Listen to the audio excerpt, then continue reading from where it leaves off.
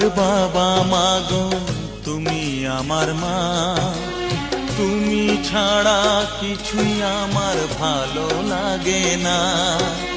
তোমার কাছে এলে মনে শান্তি মেলে, তোমার কাছে এলে মনে শান্তি মেলে।